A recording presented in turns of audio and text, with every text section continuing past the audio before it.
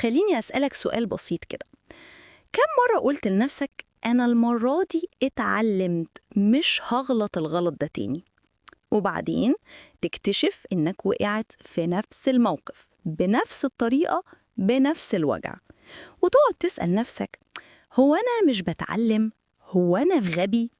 الحقيقة لأ، أنت مش غبي وأنت مش فاشل وأنت مش ضعيف، لكن في حاجة أعمق بتحصل جواك، وهي دي اللي هنفهمها النهاردة سوا. ليه بنعيد نفس الغلط رغم إننا عارفين إنه غلط؟ وليه أوقات بنبقى شايفين التحذير قدامنا وبرضه نكمل كأننا مش شايفينه؟ النهاردة هنتكلم بالعقل وبالقلب علشان نفك شفرة التكرار دي. العقل البشري عنده جزئين رئيسيين: العقل الواعي اللي بيقرر بيحلل بيفكر بيخطط، والعقل اللاواعي اللي فيه المعتقدات القديمة، التجارب والمشاعر اللي اتخزنت من وإحنا أطفال. لما تيجي تعمل تصرف جديد أو تتجنب غلط قديم، اللي بيشتغل في الأول هو العقل الواعي، بس اللي بيسحبك من غير ما تحس هو العقل اللاواعي. يعني ببساطة أنت ممكن تكون مقتنع إن التصرف ده غلط، بس جوارك في عمقك في حاجة بتقولك بس ده مألوف، ده مريح، ده آمن. وهنا تحصل المصيبة.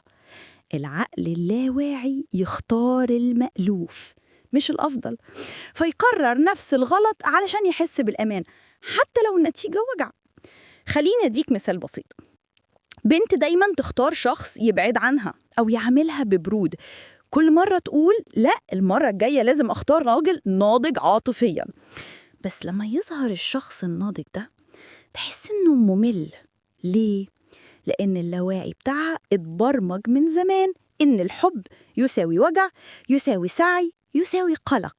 فلما تلاقي راحة وهدوء تحس إن ده عرض. نفس القصة بتحصل في الشغل، في الصداقات، في قراراتنا اليومية. إحنا مش بنختار اللي ينفعنا، إحنا بنختار اللي يشبه القديم، حتى لو القديم ده هو اللي كسرنا. لو بتلاحظ إنك بتعيد نفس الغلط، اعرف إن ربنا بيلفت نظرك إن لسه في درس ناقص تتعلمه. كل تكرار مش عقاب، هو فرصة. كل مرة بتقع بتقرب خطوة من إنك تفهم ليه وقعت أصلا. فبدل ما تلوم نفسك، اسألها أنا ليه بختار ده كل مرة؟ أنا بدور على إيه من الغلط ده؟ إيه الإحساس اللي بيديني راحة مؤقتة؟ ساعات الغلط بيريحنا مؤقتاً بس بيأذينا بعدين، زي اللي بيهرب من مواجهة أو بيكتم غضبه أو بيسكت علشان ما حدش يزعل منه. ده مش ضعف، ده نمط محتاج يتشاف. طيب نعمل إيه؟ خليني أقولك 3 خطوات لو التزمت بيهم هتبدأ فعلاً تكسر النمط ده. قبل ما تاخد أي قرار أو تدخل أي علاقة أو موقف، اسأل نفسك هل أنا بختار من وعي ولا من عادة؟ كل مرة تقع في نفس الغلط اكتب اللي حصل. ايه اللي جذبك؟ ايه احساسك وقتها؟ ايه العلامة اللي تجاهلتها؟ لما بتكتب اللاواعي بيبدأ يطلع على السطح.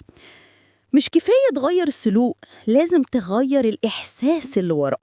يعني لو كنت بتختار الغلط علشان تحس بالأمان، دور على مصدر أمان صحي بدل ما تعيد نفس الدايرة. عاوزك تطمن، كلنا بنغلط وكلنا بنكرر، بس الوعي هو أول خطوة في طريق التغيير. افتكر دايما إنك مش محتاج تبقى مثالي، انت بس محتاج تبقى صادق مع نفسك. ولو الفيديو ده لمس حاجة جواك، خد لحظة واكتب في الكومنت أنا بدأت ألاحظ نمطي. وما تنساش تعمل لايك واشتراك علشان نكمل الرحلة دي سوا، لأن الحلقات الجاية هتفتح لك أبواب جديدة لفهم نفسك أعمق.